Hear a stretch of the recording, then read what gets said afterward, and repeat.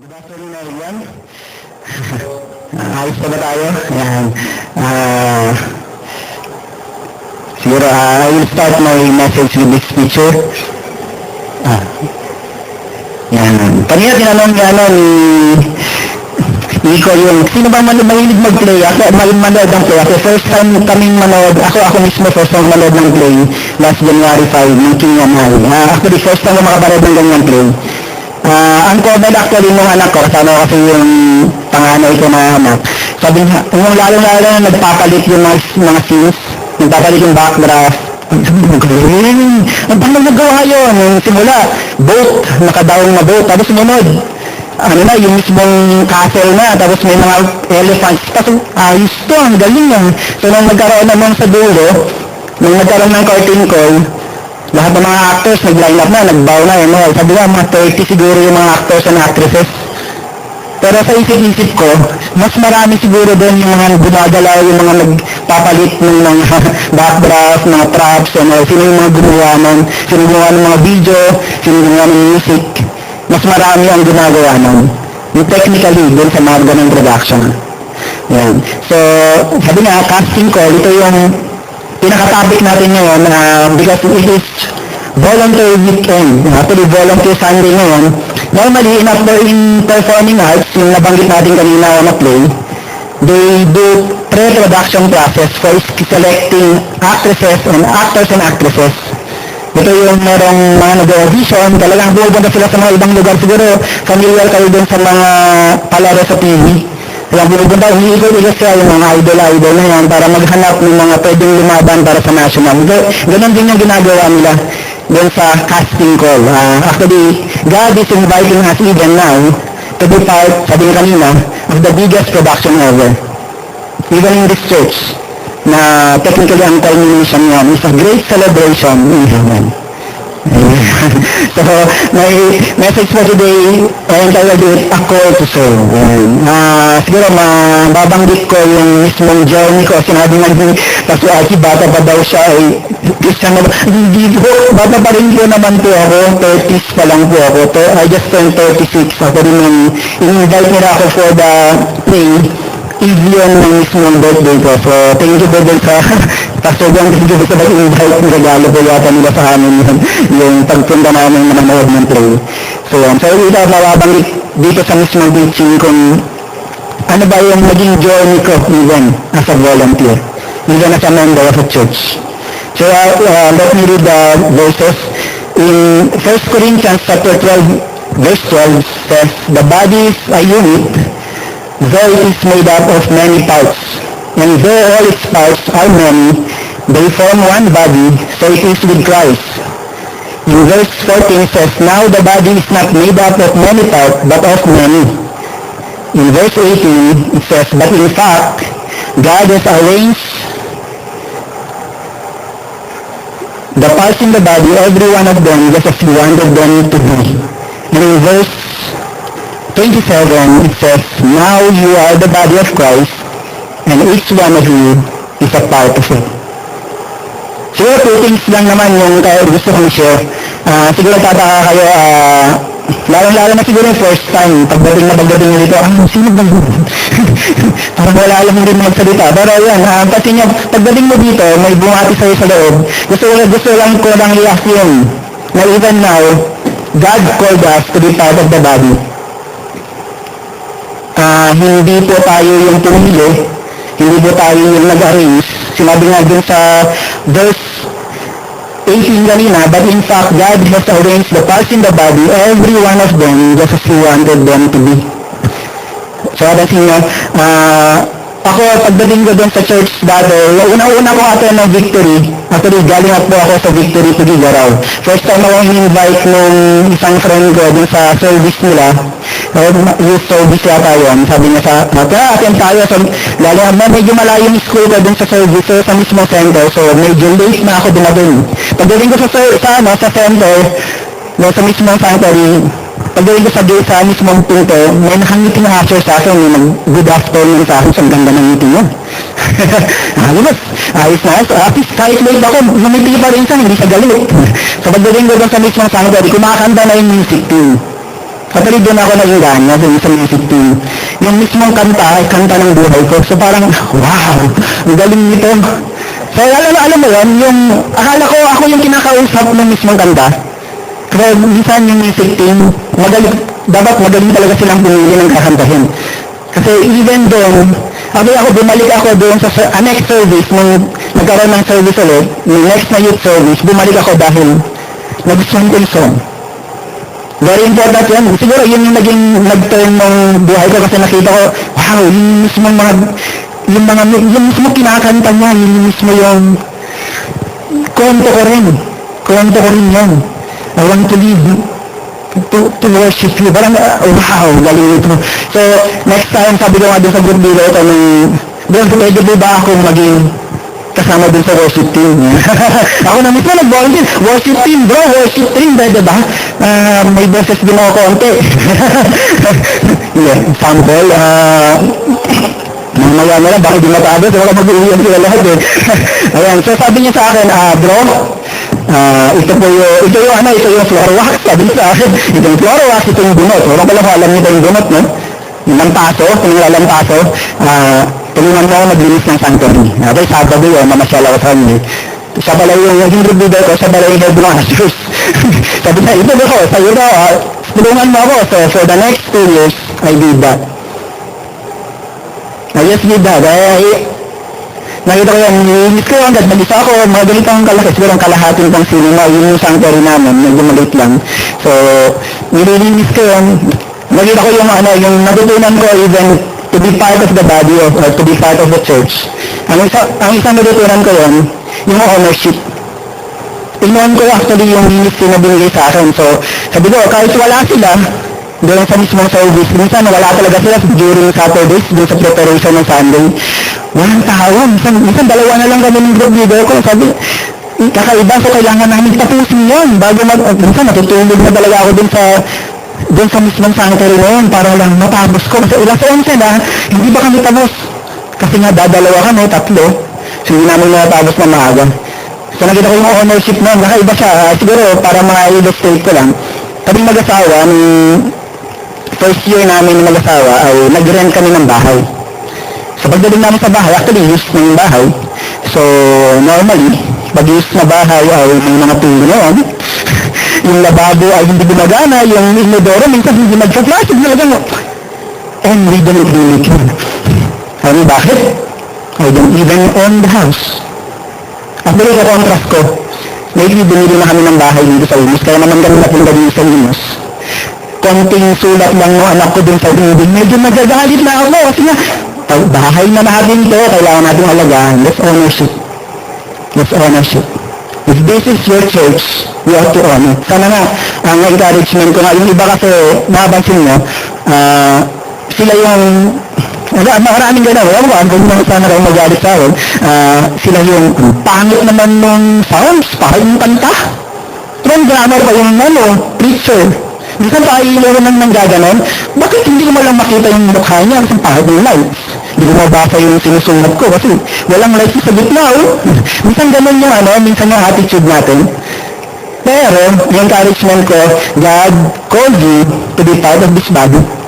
He even called you that. We should take ownership. Minsan tayo mismo hanggang patayan kung kaya. Kung gawin mo. Actually, I am viewing kanina dun sa isang video ni yung first president ng Philippines sa Commonwealth, sinasabi niya, this is your country, you have to love it until death. Tapos sabi niya, ayos to Ito yung talaga yung ownership. Hanggang kamatayan, paglalaban mo bang Pilipinas, kung kailangan natin ipaglaban siya for, parang ganon. Kung invade na tayo ng China, dahil kinukuha na lahat ng bandits natin, kailangan gawin kayo, that's ownership. Kung kailangan natin ipaglaban tong victory news, kasi part na tayo dito ngayon. Ipaglaban natin. At sinasabi nga natin ngayon na casting ko, bakit anong relation yan? Sasabihin ko na sa inyo ngayon, sinasabi ni God ngayon, God is arranged the parts in the body, every one of them, just as He wanted them to be. Kung ang sabi ng director, yung assistant kanina ng director, pwede ba sila? Actually po, kasama na po kayo na po yung bida. Kung babasahin niyo po yung mismong Bible natin, tayo naman talaga yung bida. Kayo talaga yung bida, tayo yung bida doon. Creation part pa lang, sinabi niya, gagawin ko to para ma-please ko to, para maging maayos yung buhay nitong tao na to. Tapos nung nagkasala sila dun sa dulo, nagkaroon ng salvation part. And Christ died for us on the cross. Ang sinasabi niya sa atin ngayon, dito sa production na ginagawa natin ngayon sa casting call, the greatest production ever, kasama po kayo po yung bida. Tayo po lahat ay bida. Kasama tayo, actor na tayo, actresses na tayo. So yan. So, actually ba na akong side point, we can find our place in God's kingdom through relationships in the church. So sabi ko lang, you belong. Hindi siya accident na nandito ka. You belong to this church and you are part of it. So hindi accident ka lang. Nakita ka ng victory. Pagdating sila, akala ko nanonood ng sila, hindi ba? Hindi po accident ka lang nandito po kayo. God called you to be in this place. And you are part of it. Number 2, siguro, panoorin lang natin ng isang video na. Okay, number 2, everyone plays an important part in the body. So, paano ba?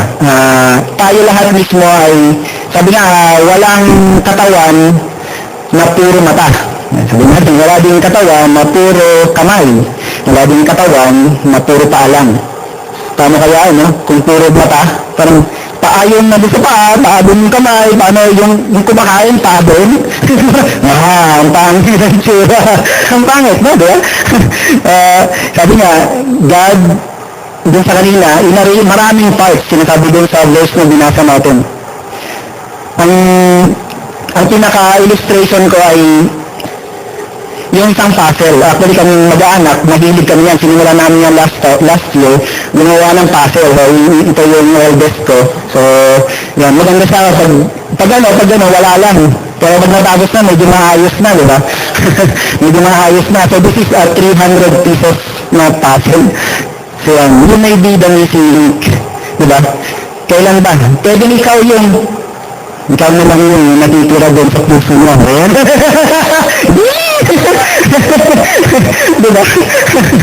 Or, ikaw na lang pala yung missing link. Mag-volunteer ka na lang para ma-reach out yung family mo. O yung family, yung mismong neighbor mo. Na kailangan mo palang mag-volunteer as an usher para lang may usher na sila dito. Diba? Yun. We play an important part. Actually, yun din suro kapag hindi nabuo yung puzzle. Tinatabon-tabon na rin yan. Useless eh. Diba? Last time, pumunta kami sa Island Cove. And incidentally, nahulog niya yung isang chinelas niya. Yung bunso ko, nahulog niya. Tapos, kinuha rin niya yung isa, tapos sinapon din. Kasi yung nahulog, talagang nag-sink din sa mismong dagat. So, hindi na namin nakuha. So, siya tinapon na rin niya kasi useless na. Kaya naman, huwag natin pabutin na maging useless din. Parang yung kanina yung sa video ni Pastor Freddy na pagod. Sana hindi naman na next time, wala na siya. Kasi, may sakit na. Kasi lahat ng minutes sa kanya, di ba?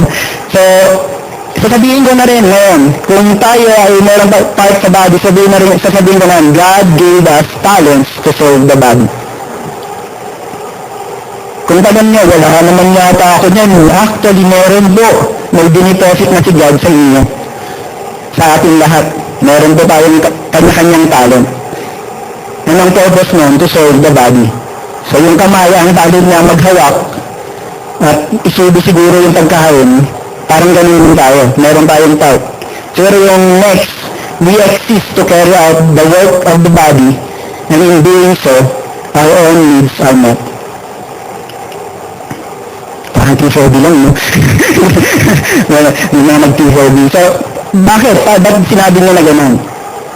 Kapag hindi ginawa ng kamay na isubo yung pagkain, technically yung kabayan ng manghihina na rin. So, hindi niya gagawin yan. Kung kanina, kung si Pastor Boyd lang ang gagalaw, yung sabi nga, sabi ka magkakasakit yun, pagpasok mo sa church, bakit walang kumakanta? Tapos walang na rin mag-preach. So ikaw, pagdating mo dito, mag-isa ka, wala ka rin napakinggan, even yung spiritual needs mo, ay wala na rin. Sabi ko kanina, I became part of the ushering student. Eventually, after 2 years, naging music team din na po ako. Kunwari, walang sample. Hindi, ang kwento nun, yung Youth on Fire noon, yung youth natin noon, ay sumali sa Battle of the Bands. So, kasama po ako dun sa Youth on Fire, tapos ako pa yung isang officer. Sabi, pwede ka bang kumanta sa magtugtog, tumugtog? Sabi, try natin. So, tinay nga namin. So, pagkakataon ko na to. Ayun, doon na yung naging captain shot, naging music din po ako. Then, nung nagtrabaho po ako, nagpunta ako sa Ushers, ay sa U-Belt, Victory U-Belt, at naging Usher din po ako doon kasi nakita ko yung need ng, actually, incidentally, yung video ko, Usher din. So, nakita ko yung need na kailangan niya ng mga taga-buhat din kasi gumagamit din kami ng cinema dati nung wala pa kami place doon sa U-Belt. Yun yung naman. So, sumama po ako sa kanya, tulungan ko lang siya, so naging Usher ako. At incidentally din, after 2 years, actually 4 years, sa ministry na yan sa ushering, I met my wife. Yeah. Alam mo yun, yung need ko sa single, na-meet yun, nakita ko siya doon sa mismong usher. Naging barkada ko siya mismo doon sa ushering ministry. So, tip sa mga single pa, sa mga single dyan. Sumahan ko sa ministry. So, yun. So, medyo, yun yung kwento ng ano namin. At yung next slide ko ay summary ng isang research sa US, 12 mega churches, 24,900 participants. Ang sabi niya, Christians who are most fulfilled and growing in their faith are those who are involved in serving in a church ministry. So, kung gusto niyong fulfilling naman yung pagiging Kristiyano mo, hindi sa boring. Ang sabi niya, be involved in a church ministry. Ayan. So, to summarize, if God called us to be part of the church, we ought to be involved by sharing the talents God gave us. Ayos ba? Sa application, medyo madali lang, know and showcase your talents and skills. Siguro, habang magsasalita ko kanina, sana naman, ano nga ba ang talent ko? Lalo na yung mga hindi pa talaga nag-volunteer. Ano nga ba ang kaya kong gawin? Medyo marami naman po tayong ministry, mama, ipapakilala nila lahat yan. Kung hindi mo ka talaga kayang kumanta dahil sintonado ka, pwede ka naman, tapos maganda kang umiti, so sure yun. Tapos kung wala, ikatamang gawin kong ngiti, mukhang ngitian ko, tapos malaki katawan ko, pwede ka magbuhat. Sa operations naman siya. So, tayo nagsiset up. Actually, kudos ako din. Talagang saludo ako din sa mga nagsiset up dito kasi minsan alas 11 ng gabi, nandito sila nagsiset up. Yung mga ilaw po na yan, hindi po sa sino na yan. Sa atin po yan. Tapos pagkatapos natin umuwi, after ng service, ng third service, nandito sila ulit at pinapack up nila yan. So, binubuhat nila. So, ang talent po nila ay kaya nila magbuhat. So, pero kapag 60 years old na ako, 70 years old na ako, pwede na daw magbuhat. Meron pa po tayong ministry para dyan. Pero marunong kayo mag-pray, di ba? Why don't you intercede? Meron pa tayong intercessory team. Wala ka bang talent? Actually, meron. Sabi nga natin kanina. So, get involved in a ministry. Siguro, as I end, tatawagin ko lang si May. Yan, may sample po ako. This is May, 14-year-old kid. 14-year-old kid. Siguro narinig niyo na, siyang kumanta. Grabe, ganda ng boses, ang laki ng boses, and a big heart to serve. So, sample na doon. At sabi nga doon sa, thank you, sabi nga ng isang nabasa ko sa internet, doon sa isang 7-year-old, sabi niya, when kids volunteer, it tells others that they don't have to be perfect, or famous, or even grown up to make a difference. Ito sa volunteerism. Kung kaya mong 14-year-old na mag-volunteer, yung iba kayo sabi nila, wala talaga. Actually, mahahasa naman yan. Pwede naman hasain yung talent. You don't have to be perfect. Yung iba, sabi nila, kailangan ko ba siguro maging mature para mag-serve sa church? Actually, mature comes as you do the ministry. Alright po ba? Okay lang po ba? Invite ko kayo to stand as we pray. So, pag-pray lang natin.